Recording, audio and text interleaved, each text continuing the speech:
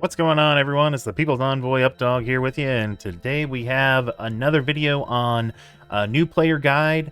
I'm going to cover days 2, 3, and 4 because there's quite a bit of stuff that happens in those first few days there, on top of day 1, obviously, that I covered. So make sure you go check out that video on day 1. I give you all sorts of tips and everything on that. This will be days 2, 3, and 4, and then 5 through 10 will be on my next video that I do for new player guide. So, and then after that, it's going to kind of be more based on like hitting certain milestones as far as like commander level and maybe like game modes that unlock, things like that. So that's kind of how I'm going to go into it after the next video that I do. So keep an eye out for that. And let's get into the next couple of days here as a brand new account. So for day 2, Donnie here, who's helping me out recording these videos, he made it to level 35 on day 2. So I thought that was a pretty big jump. He felt like he was in limbo because the campaign nodes to progress even more come at level 37, 38, and 39. So that's over across you know, between heroes, villains, Nexus, all those. So he kind of felt a little bit stuck again on day 2. I wish they could figure out something they could do where you don't just like log in, do a few things, and then you don't have anything to do. It kind of feels bad. I mean, you could blitz, but that's definitely like not for everyone. Maybe like, I don't know, 5% of the player base actually likes to do blitz, so something else fun would be cool. Like they could do like a danger room or something like that where you could like play around and just kind of get used to the kits. Or I've actually also given them a suggestion a couple of times where it's like do an endless wave mode where the enemies get stronger and stronger, and I think that would be kind of cool for a new player. You know, the enemies would have to start really super low for a new player, but that would be kind of cool for a new player to kind of log in and do that kind of thing. So, so for the campaigns, the hero nodes, Donnie's recommending to use Extreme X-Men or other recent reworked heroes. Like for example, he had gotten a good pull on Ironheart and Wasp, so he used them. They were just recently reworked. I talked about how you can tell about other reworks or recent reworks in my last video through the saved squads tab that Scopely actually puts in there, so you can see where the teams are at. So make sure to check out that if you forgot where that was. And then for villain nodes, he was suggesting use the Sinister 6 members that you were given, except for Shocker. Don't use Shocker. He didn't think that was probably worth it, like as a long-term investment. And then he said the Nexus nodes are super easy, especially with reworked characters, or even the characters that you were given. There's no restrictions, so you can just should be able to fly right through those. And he's still singing praises for all of these like showcase events and this Loose Threads one here. He was telling me that these events give great rewards for his level. He's really happy with that, especially even like the Jean Grey showcases is currently going on. It's like the brand new character or team showcases. Those give a lot of great stuff too. So he was happy with that. And also, not only just the gear and rewards you get, but the XP from those showcase events will definitely help you with the leveling, getting your commander level up. And also they have gold and training mats too, which you're going to need. So all in all, really good stuff to make sure you keep in mind in the early stages of your play. I mean, it's great. It helps out too as an endgame player like me, but certainly helps out even more for a new player. The other thing he was talking about with me was how many of these purple gear credits he was getting.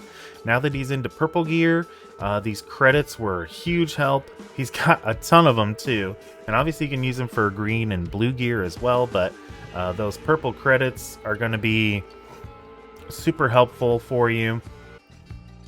Once you unlock orange gear, those purple credits will be able to be used for orange gear orbs as well. So if you don't need them, just hang on to them. They'll be useful for you down the line.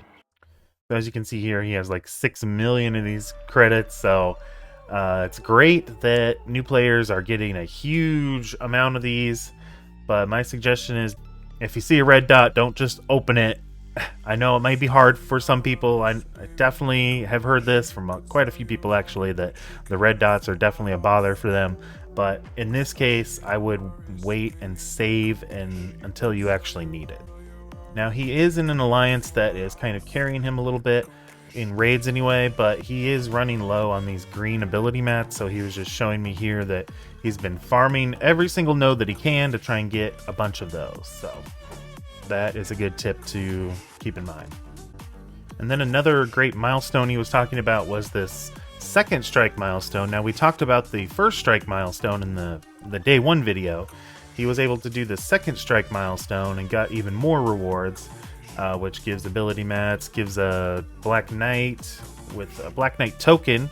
Now the thing to keep in mind, let me back up here just a little bit. So the thing to keep in mind with those tokens is, if you see these coming up in a milestone, then let's say you have that character at, like, I don't know, green or blue gear or something, and you plan on investing or building that character, then I would personally wait until you get this token, because what the token does is it automatically upgrades them to whatever gear level, ability levels that it'll tell you what it'll upgrade it to. But I wouldn't waste your resources because you're getting it for free with this token. So I would just kind of hold off, wait till you get those tokens. Then if you can build them up even higher after that, that's what I would suggest. But just keep an eye on those milestones for those tokens, and wait until you can get those milestones, so that way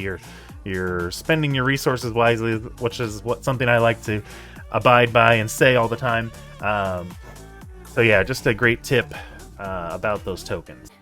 Now he did unlock raids on day 2, and we're going to go over the raid store here a little bit. So they do have the awakened abilities in the raid store.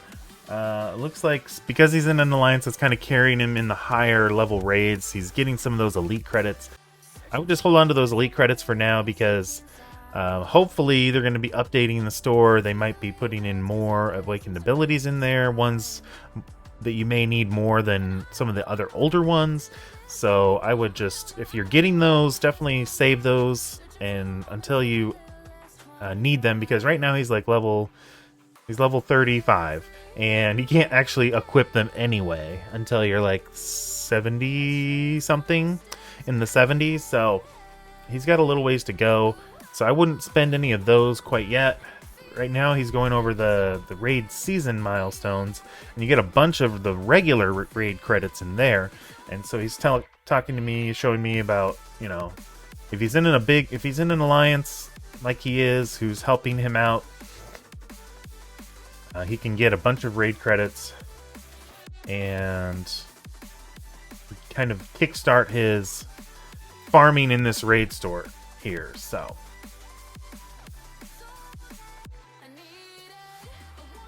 alright, so then there's character shards in the raid store. He's been buying Kraven and Ironheart. I wouldn't probably worry about Big Time Spider-Man right now as a new player. Korg, probably not as well. But Kraven and Ironheart are pretty good choices. The other ones that were shown there,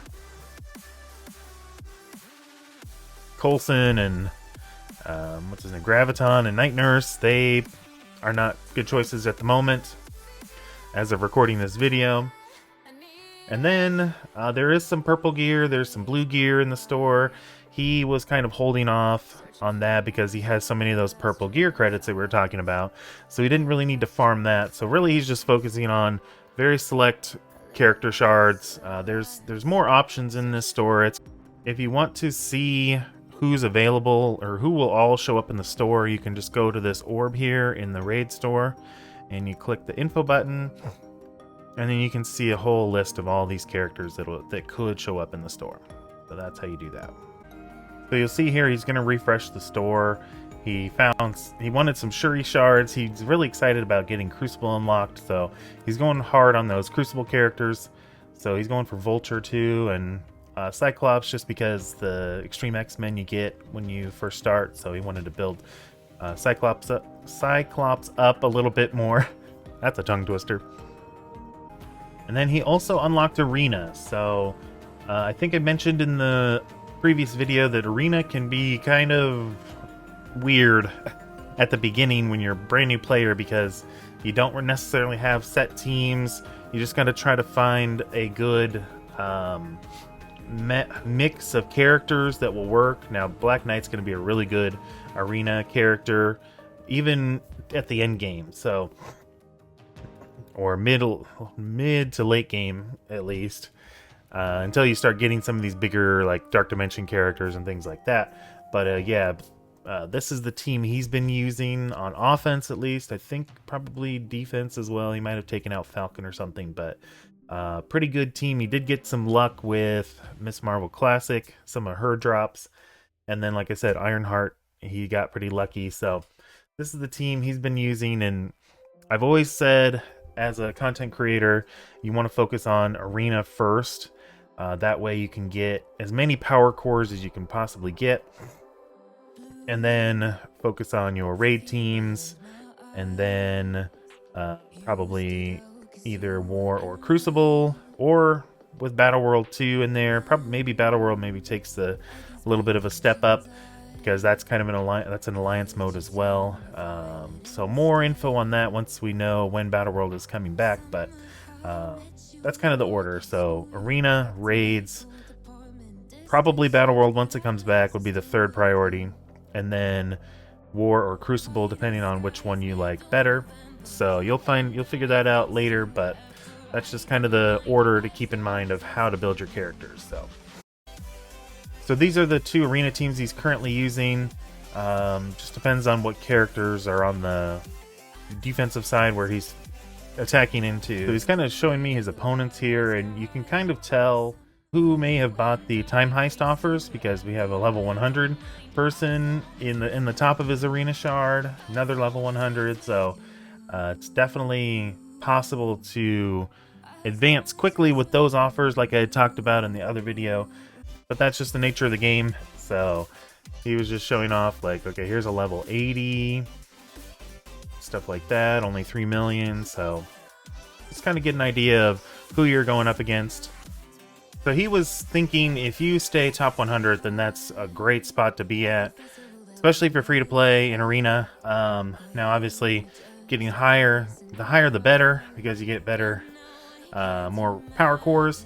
And if you get into the top 10, you get the most power cores that you can. So his goal is to try and stay in the top 50 at least for now, until he can get a little stronger, because we have a lot of people in his shard that are going pretty high. So the other point that he was trying to show us here is that he's seen a lot of people saying that this game is dying and the game is dead or it's going to be shut down. Well, he showed me a bunch of people in his Arena shard that have used the time heist or way higher level than where he's at. And so if all those people are buying stuff, buying offers, then it just kind of shows that that probably isn't true. That we're still getting new players in and they're spending. So I kind of agree with him. I don't think that's probably the case, at least based on this evidence. Let's take a look at the Arena store real quick. He's going to be buying mostly character shards again. He doesn't want to use his Arena credits for training mats here because it is tempting, but it's very expensive and you don't get a lot per day. So he's mainly using them on character shards that he wants. And then we talked about how he unlocked raids and the Alliance is helping carry him to help him out. That's great if you can find an Alliance like that, but the one drawback is that you won't be strong enough to do these raids for quite a while, at least until probably 75 or level 80, maybe 85. So it's going to be a while. The main thing that you need to do when you are trying to finish your daily objectives for raids is what you want to do is you want to go into a node, and then you will, before your team even gets attacked, you will hit lose battle.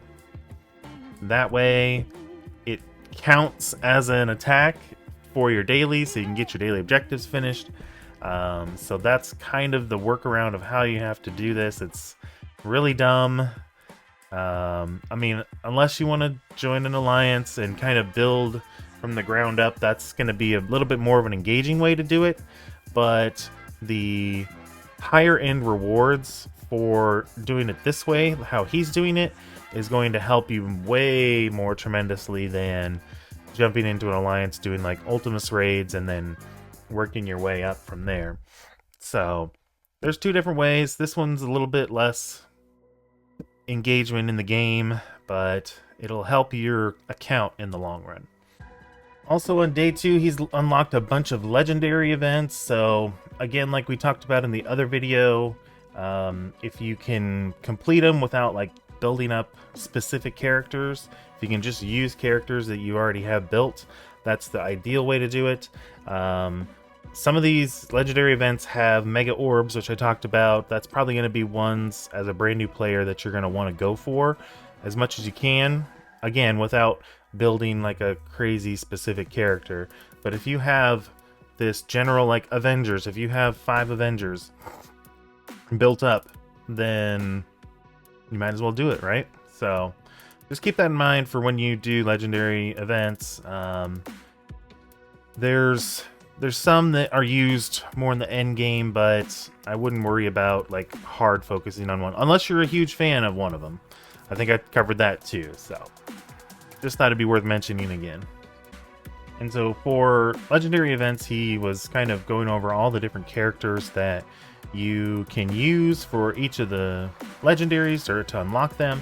I'll probably put out a guide on that specifically because that's a big topic, and I want to make sure we cover it in depth, but also not detract from the general idea or message from this kind of video. So be on the lookout for that in the future. I may do a graphic instead. It seems to be like that might be a little bit better use of a graphic. So yeah, keep on the lookout for that. So that covers day 2. Day 3 and 4 are a little bit shorter things to cover. So for day 3, he got to level 40. Did get the rest of those campaigns that he was talking about unlocking at, you know, later in the 30s levels. So he got those, but now there's a roadblock again until level 70, at least on the hero campaign. Some other campaigns unlock in the mid to late level 40s. So that's going to be a little bit of a wait. And then I guess day 3, he did get that Loose Threads campaign. So that wasn't day 2, that was day 3. But that's a good one to complete and farm gear from and stuff like that.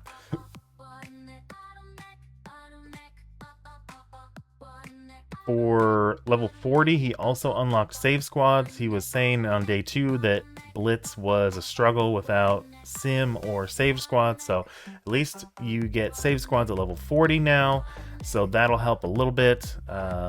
And then we'll see when he gets the Blitz sim, so that'll help too in the future. Did unlock more legendaries. So the legendaries that I was showing just a minute ago, that was after about, we recorded this after he hit about day 10, so we're kind of recapping a little bit. But so he did get Phoenix, Star-Lord, Fury, Doc Ock, and then on day 2 he had Magneto, I believe it was. So quite a few legendaries opening up. Like I said, I'll probably make a graphic or something detailing like important legendaries to go for first and what characters that you can use to unlock them. So it's gonna take a little bit of time to try and figure out how I want to set that up, but I will definitely work on that. So, and then level 40 here, he unlocked red stars, which is kind of a big deal. Red stars just add more stats to your characters and make them stronger. So it's another way, kind of like gear and star level. So red stars will add more power, and then later on down the line, you'll get diamonds. That'll add even more power. So the suggestion he has is when you unlock red stars, save like 20 to 30 of these basic red stars here for when a new character comes out, because the new characters are always going to be stronger than the older characters, and you will eventually unlock them, whether you're free to play or if you spend, then you'll obviously unlock them right away. But you'll want that extra power on those new characters. So save 20 to 30. If you get over that, then that's fine to go ahead and open what you have. And I would recommend, so when a new character comes out, you'll see here in the banner, the new character will show up, and this 10x will go away. 10x, these are dark promotion credits. So the new character will be featured. It's like a 15% drop rate. So that's what you're saving that 20 to 30 orbs for when a new character comes out. But then, let's say you got 3-4 red stars on the new character from this orb, and you have like 20, let's say you have like 40 orbs left. I would personally wait until that new character gets moved out of the red star orb and you see this banner again where it says 10x dark promotions, and then you can start opening up your orbs until you hit like that 20 to 30 level again, because these dark promotion credits are going to be very important for you in the future when you're trying to make upgrades on dark promotion characters. So that's how I would suggest to do it. You can always do this here, which you will need 10 of these to open up one of these. But I feel like you get better drops if you do them individually rather than in a big batch. It all probably evens out, but for me, it feels like I get better drops when I do it individually. So, and then of course, if you open up enough of these, then you'll get an Elite 4 orb. I don't know if he scrolls down here or not. We'll see, but he's going to the dark promotion. Yeah, we got to talk about that too. So if you open up enough of these basic orbs, then you get an Elite 4. And then if you open up enough of those Elite 4s, then you get Elite 5s, and so on until you get down to Elite 7s. So I would just kind of build those orbs up as well. Like, let's say you have like 3 Elite 4s. And you can get a bunch from the milestones too. They're giving them out quite a bit. So I would also save those bigger red star orbs, Elite 4s, 5s, and 6s for new characters. And I wouldn't wait.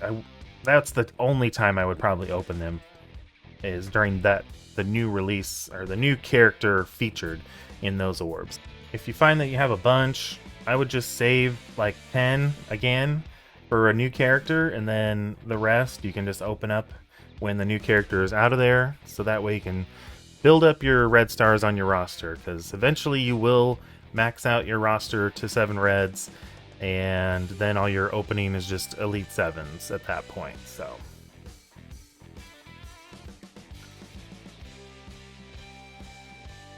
and then the red star promotion, or the elite store is what they call it.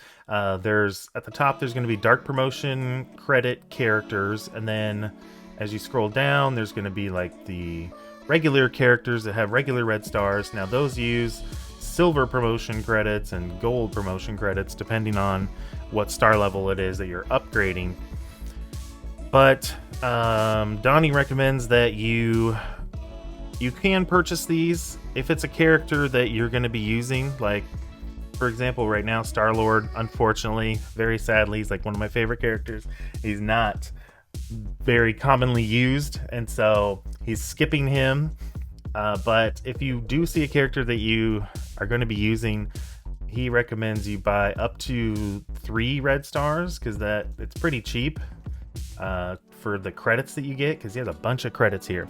So yeah, buy up to 3, and then just let your orbs fill out the rest of those stars. So like the Elite 4s, when you get those, Elite 5s, just let that and use your silver, at least to the start anyway, use your silver credits for 1 through 3. So there he did. He just bought a North Star 3-star with some 10 silver promotion credits. Doesn't cost very much, like I said. So, and he's going to be using North Star in the raids once he can get the character built up higher. So, and Penny, he just bought Penny too. So,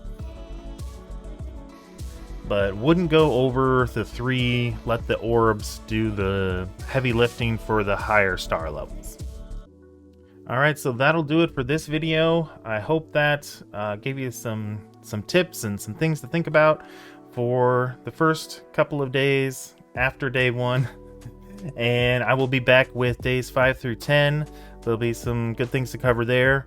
And yeah, until next time, we will see you around. Make sure you spend those resources wisely. See you later.